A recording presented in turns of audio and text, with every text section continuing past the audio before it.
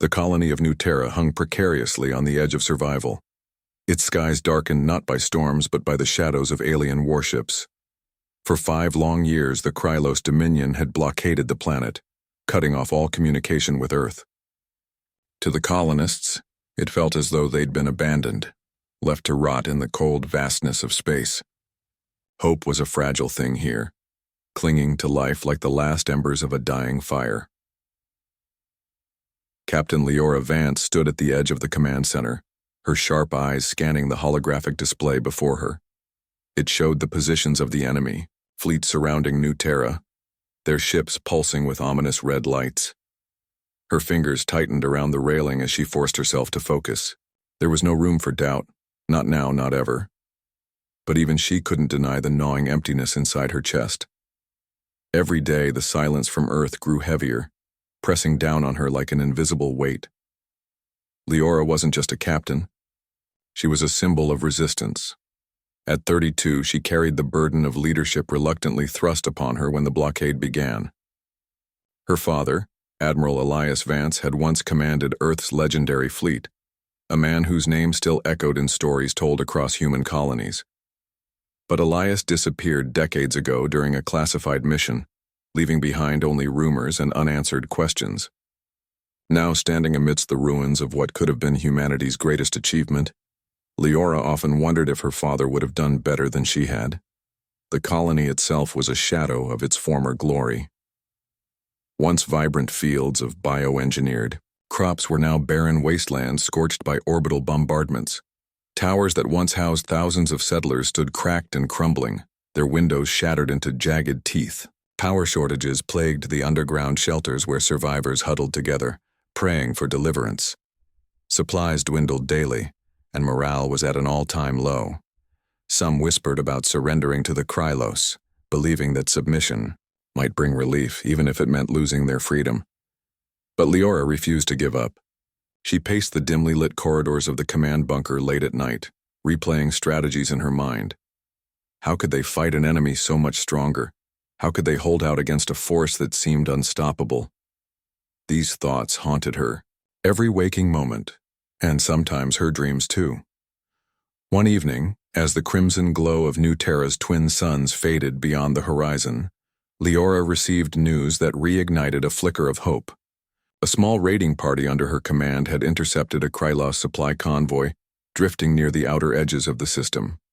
The operation was risky, almost suicidal, but desperation had driven them to take the chance. And it paid off, in more ways than one. When the raiders returned, battered but victorious, they brought back crates of food, medicine, and ammunition. More importantly, they carried fragments of intercepted transmissions found aboard the captured ship. Leora listened intently as Lieutenant Jarek, the mission leader, played the garbled audio for her. Activity detected near Sol system. Unconfirmed reports of fleet movements. The voice crackled through static, barely intelligible. Repeat. Activity near Sol system. Her heart skipped a beat. Could it be true? Was Earth finally stirring from its silence? Or was this some cruel trick planted by the Krylos to mislead them? Either way, it was something to cling to, a thread of possibility in the suffocating darkness. "We need to send a message," Leora said firmly, turning to her communications officer, Ensign Rhea. "Broadcast everything we've got. Tell them we're still here, that we're fighting, that we need help." Rhea hesitated, glancing nervously at the others in the room. "Captain, we don't even know if anyone's listening. What if they are?" Leora interrupted, her voice sharp yet steady. "What if someone hears us? We can't afford to stay quiet anymore. If there's even a slim chance that Earth is coming, we owe it to ourselves to try." And so, for the first time in years, New Terra sent out a cry for help. The transmission was encrypted with old Earth protocols, a desperate attempt to ensure it reached the right ears. Leora poured her soul into the words, speaking not just as a soldier but as a daughter, a leader, and a believer in humanity's resilience. "This is Captain Leora Vance of New Terra," she began, her voice trembling slightly despite her best efforts to sound strong. To anyone who can hear this, we are under attack. The Krylos have us surrounded, and our people are suffering. Please, if you're out there, don't let us face this alone. As the signal shot out into the void, Leora allowed herself a brief moment of vulnerability. She closed her eyes, imagining her father's face. Would he hear her call? Would he answer?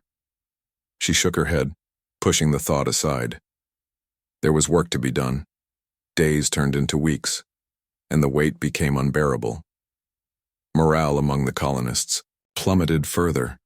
Some openly questioned whether sending the message had been a waste of resources. Others accused Leora of clinging to false hope, arguing that Earth had clearly moved on. Even within her own ranks, dissent brewed. One of her closest allies, Major Cale Drake, voiced his concerns during a tense meeting. Leora, we can't keep doing this, Cale said, his tone heavy with frustration. Every day we fight, we lose more people, more supplies. The Krylos aren't going anywhere. Maybe it's time we considered other options. What are you saying, Cale? Leora snapped, glaring at him. That we should roll over and beg for mercy? You think the Krylos will show us kindness? I'm saying we need to think about survival, Kyle shot back, slamming his fist on the table. If surrender means living another day, then maybe it's worth it. The argument ended in silence, but the damage was done. Trust between them fractured, and whispers of betrayal spread through the ranks. Leora felt the weight of isolation closing in again. If she couldn't rely on her own people, how could she expect to stand against the Krylos?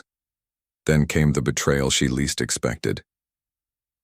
During a routine patrol, one of her senior officers, Commander Soren, defected to the enemy.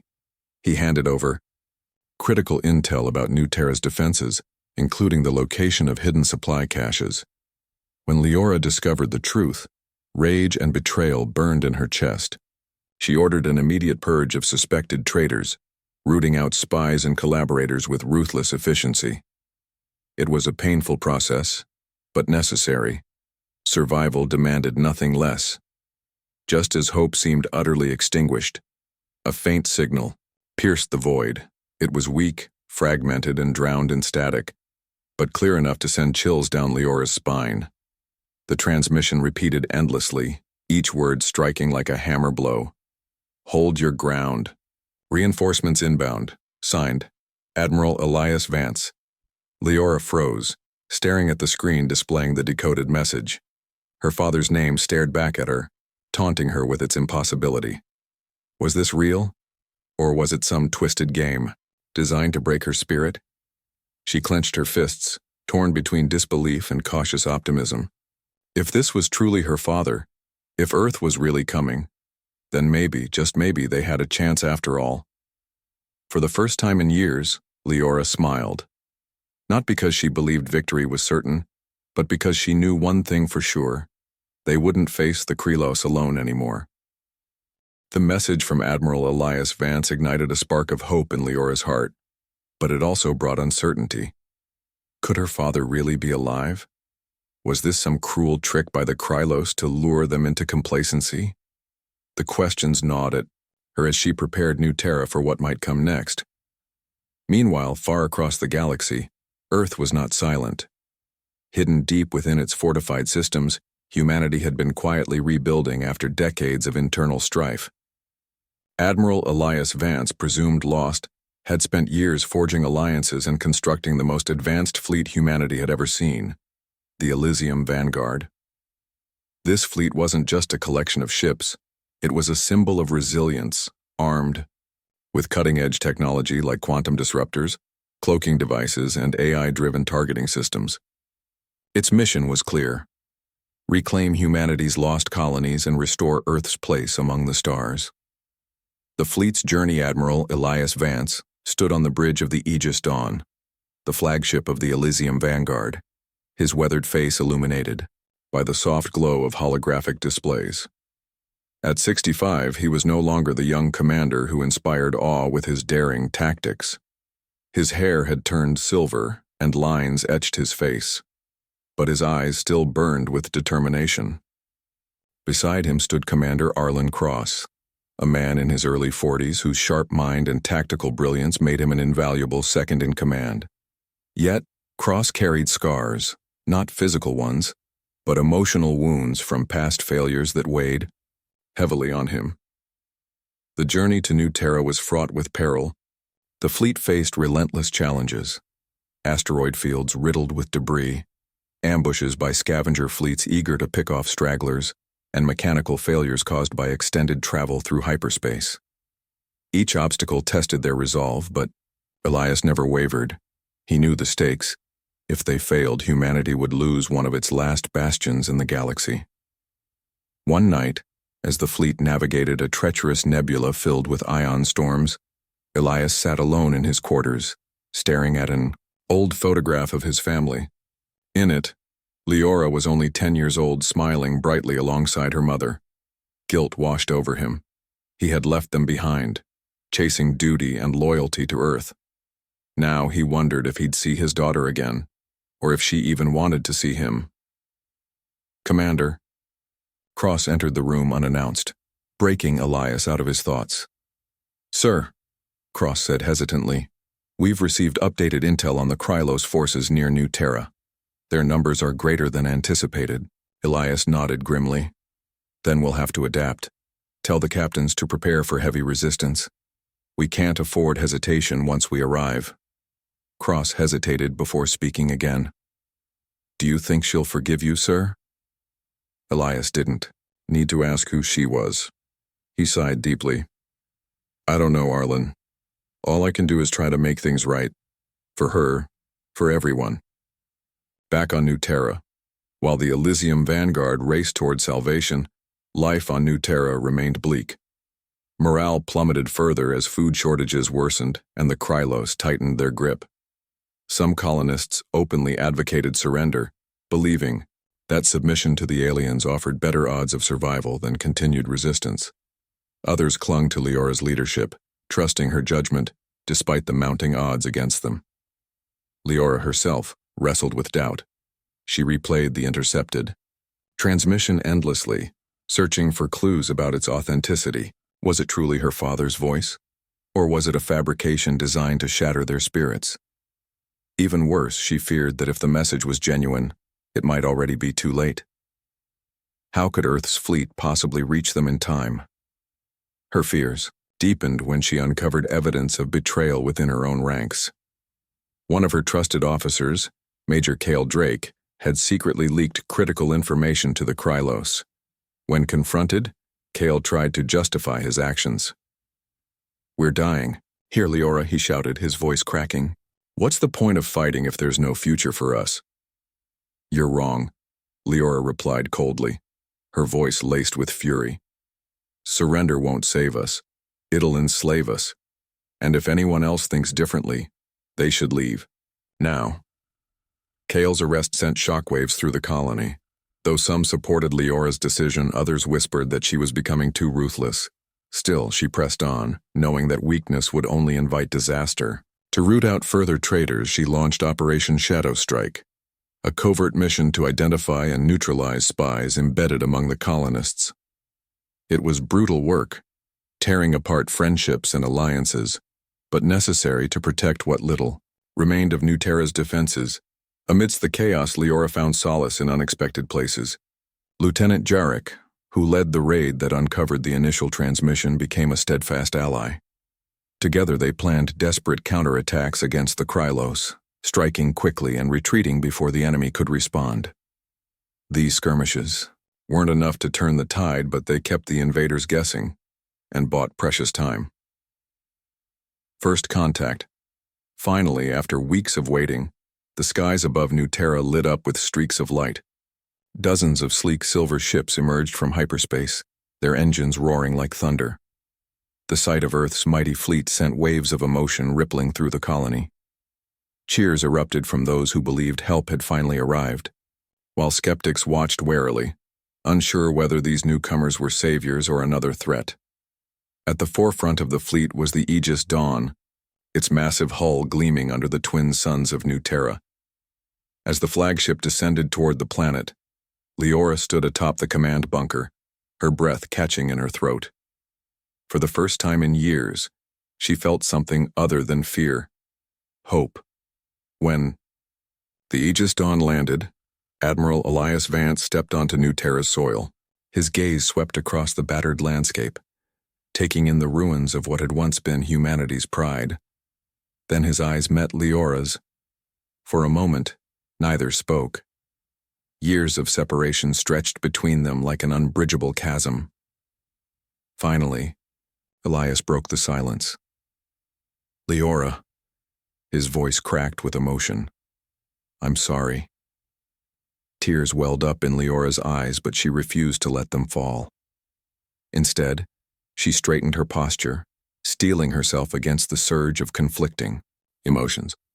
"You're late," she said sharply, though her tone betrayed the relief beneath. "I know," Elias admitted, lowering his head. "But we're here now, and we're not leaving until this fight is over." As father and daughter reunited, the reality of their situation loomed large. The Krylos weren't going to retreat without a fight. Already reports indicated that the alien armada was regrouping, preparing for a final assault. Humanity's greatest battle lay ahead, and it would require every ounce of courage and ingenuity they possessed. Preparations for war, with the arrival of the Elysium Vanguard, New Terra, transformed overnight. Engineers worked tirelessly to repair damaged infrastructure, while soldiers trained alongside Earth's elite troops. The colonists, buoyed by renewed hope, threw themselves into the effort, determined to reclaim their home. Commander Cross took charge of coordinating defensive strategies, working closely with Leora to integrate local forces with the fleet's personnel. Despite their differences, the two developed a mutual respect. Cross admired Leora's resilience while she appreciated his strategic acumen. Yet, even as preparations intensified, the looming threat of the Krylos grew darker. Intelligence revealed that the aliens were constructing a colossal orbital platform, capable of obliterating entire planets. If activated, it would spell doom for New Terra, and possibly for Earth itself. "We don't have much time," Elias warned during a high-stakes briefing. "If we don't disable that platform soon, nothing else will matter." Leora clenched her fists, resolve hardening in her chest. "Then let's make sure it doesn't get the chance." The final pieces were falling into place. Humanity's fate hung in the balance, but for the first time in years they faced it together, not as scattered remnants, but as a united force ready to fight for their survival. The final chapter of humanity's struggle for survival began with a grim realization. The Krylos Dominion had one last devastating weapon, a massive orbital platform capable of annihilating New Terra with a single blast. Its activation was imminent, and time was slipping away. For Leora Vance, her father, Admiral Elias Vance, and the combined forces of Earth and New Terra, failure was not an option. This was their moment to rise, or fall. A desperate plan in the war room aboard the Aegis Dawn, the leaders of humanity gathered to devise a strategy. Admiral Elias Vance stood at the head of the table, his expression grim but resolute. Holographic projections displayed the orbital platform, its sheer size dwarfing everything around it. Commander Arlen Cross pointed to key sections of the structure. "This is the central core," he explained, his voice steady despite the tension in the room. "It controls the entire platform. If we can disable it, the weapon becomes useless." "But getting there won't be easy," Leora interjected, leaning forward. "The Krylos will have every inch of that thing guarded. We'll need a distraction, big enough to draw their attention away." Elias nodded. "We split our forces. One team attacks the platform directly, while the rest of us hold the line against the Krylos fleet. It's risky, but it's our only shot," Cross volunteered immediately. "I'll lead the infiltration team. Someone needs to get inside that core, and I've got experience with high-risk missions." Leora opened her mouth to protest, but Elias raised a hand. "He's right. You're needed here, Leora, to lead the ground assault and keep morale alive. Besides..." He paused, meeting her gaze. "You're my daughter. I can't lose you again." Leora swallowed hard, forcing herself to nod. She knew this wasn't about favoritism. It was about ensuring humanity's survival. Still, the thought of sending Cross into such danger weighed heavily on her. The plan was set. Humanity would fight as one, united by desperation and hope. As the briefing concluded, Elias addressed the group one final time. This isn't just about saving New Terra. It's about proving that we're still here, that no matter what they throw at us, humanity will endure. The battle begins. The skies above New Terra erupted into chaos as the human fleet engaged the Krylos armada. Ships clashed in dazzling displays of light and destruction, their weapons tearing through the void. On the surface, Leora led a fierce assault to retake the colony's capital city, now occupied by Krylos ground forces. Every step forward was paid for in blood, but the colonists fought with renewed determination, knowing that Earth had come to stand beside them. Meanwhile, Commander Cross and his team embarked on their perilous mission. Using cloaked shuttles, they slipped past Krylos patrols and docked with the orbital platform. Inside, the air was thick with tension as they moved cautiously through dimly lit corridors, avoiding patrols of heavily armed alien soldiers. Cross carried a small device designed to overload the platform's systems, a tool that could end the threat once and for all, provided they reached the core in time. Back aboard the Aegis Dawn, Elias coordinated the fleet's efforts, his voice calm, but commanding over the comms. "Hold the line," he barked as another Krylos cruiser exploded in a burst of flame.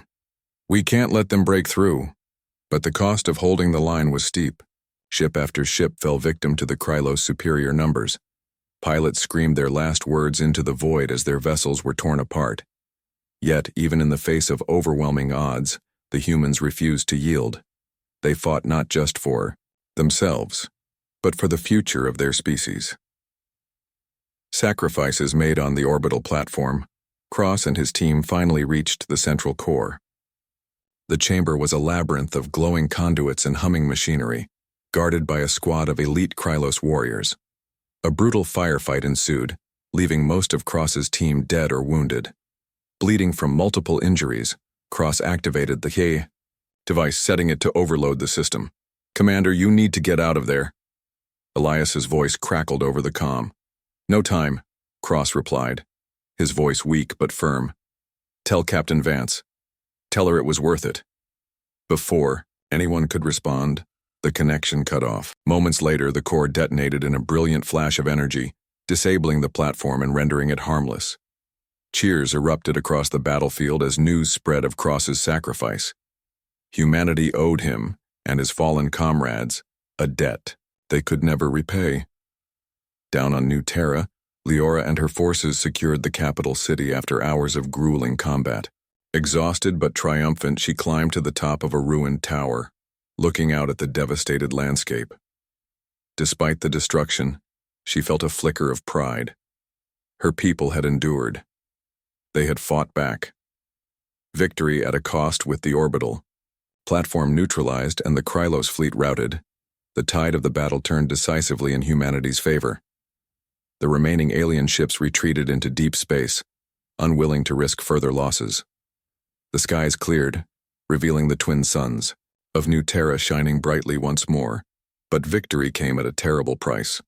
The human fleet had been decimated, losing nearly half its ships. Countless lives, soldiers, pilots, engineers, had been sacrificed in the name of freedom. Among them was Commander Arlen Cross, whose bravery ensured the survival of millions. Admiral Elias Vance stood silently on the bridge of the Aegis Dawn, staring out at the wreckage floating in orbit. His hands trembled slightly as he gripped the railing. Though the battle was won, the scars would remain forever. When Leora joined him, neither spoke for a long moment. Finally, Elias broke the silence. "We did it," he said softly. "But at what cost?" Leora placed a hand on his shoulder. "At the cost of heroes, but they didn't die in vain. Because of them, we get to live, to rebuild." Elias nodded, tears glistening in his eyes. "You're stronger than I ever was." "Leora, stronger than me?" She smiled faintly. "Maybe, but I wouldn't have made it without you." A new beginning. In the weeks that followed, humanity began the arduous process of healing. New Terra slowly came back to life, its fields replanted, its cities rebuilt. Survivors worked side by side, forging bonds stronger than ever before. Leora took up her father's mantle as leader of the colony, vowing to honor the sacrifices made during the war. Admiral Elias Vance returned to Earth, leaving behind the Aegis Dawn for Leora to command. Before departing, he embraced his daughter one last time. "Take care of yourself, Leora. And remember, you're not alone anymore." As the Aegis Dawn lifted off, carrying Leora toward the stars, she reflected on all they had overcome. The galaxy was vast, full of mysteries and dangers yet unknown. But for the first time in years, she faced it with hope instead of fear. Standing on the bridge of the flagship, now hers to lead, Leora gazed out at the endless expanse of space. Humanity had faced extinction and triumphed. The scars of war would fade with time, but the lessons learned would endure.